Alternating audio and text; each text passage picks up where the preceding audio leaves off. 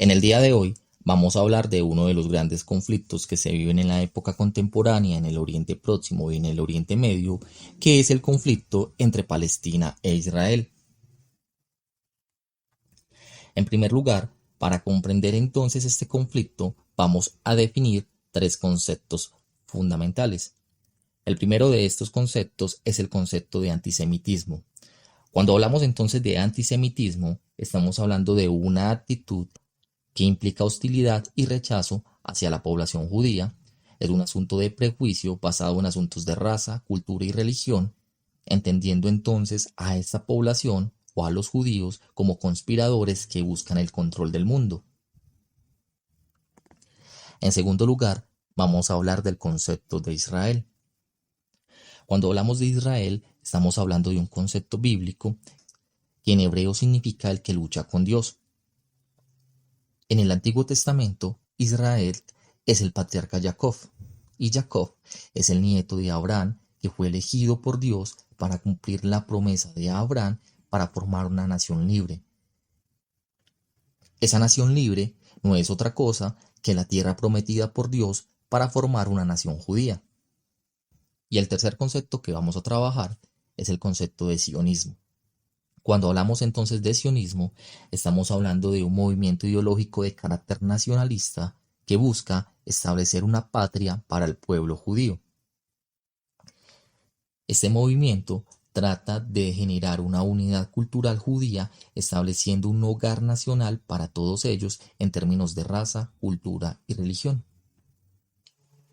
Ahora, cuando hablamos de Palestina, estamos hablando de una vasta región ubicada en el Oriente Próximo.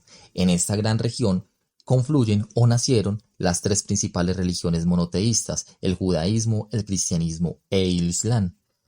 Todas estas tres religiones reclaman derechos sagrados sobre Palestina porque la ven como una tierra santa para ellos, dado a que en este lugar fue donde sus principales profetas como el rey David, Jesucristo o Mahoma desarrollaron toda su vida pública. Pero además de lo anterior, finalizando el siglo XIX, todo este gran territorio palestino estaba en control de los árabes en cabeza del Imperio Otomano. Y por su parte, los judíos, cansados de esos movimientos antisemitas en su contra y de estar excluidos y rechazados por un asunto de raza, desarrollaron un movimiento sionista que se estableció en Palestina, considerando que este lugar era el territorio prometido por Dios para fundar una nación judía libre.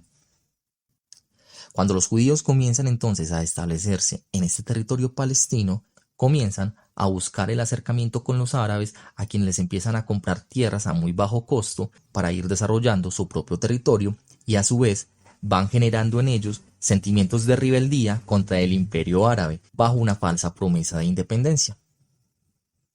Pero durante el contexto de las guerras mundiales, las grandes potencias europeas también van a intervenir en esa parte del Imperio Otomano y también le van a prometer a los árabes una independencia para luchar contra el Imperio Otomano. Y es durante la Primera Guerra Mundial donde se va a definir el futuro de Palestina. Las potencias mundiales como Francia e Inglaterra prometieron a los árabes su independencia a cambio de un apoyo palestino contra el Imperio Otomano.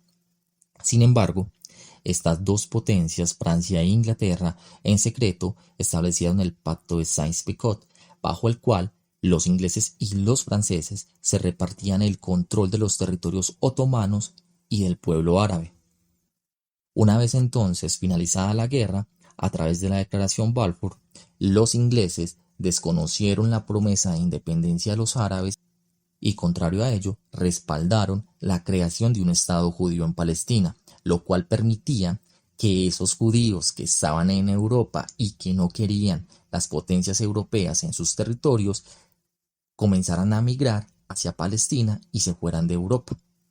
Y los judíos que estaban siendo víctimas en otros lugares de antisemitismo encontraron entonces a través de esa declaración la posibilidad de encontrar una nación en la cual se sintieran acogidos y no rechazados por un asunto de fe, lo que implicó entonces la migración de los judíos de Europa a Palestina. Y una vez en Palestina, estos judíos de una forma muy estratégica comenzaron de una forma muy disimulada a comprarle tierra a los árabes, que poco a poco fueron agrandando su territorio. Y esto, una vez los árabes entendieron la estrategia de los judíos, dieron origen entonces a un conflicto militar entre árabes y judíos. Pero es en la Segunda Guerra Mundial donde el conflicto entre Palestina e Israel va a tomar su forma actual.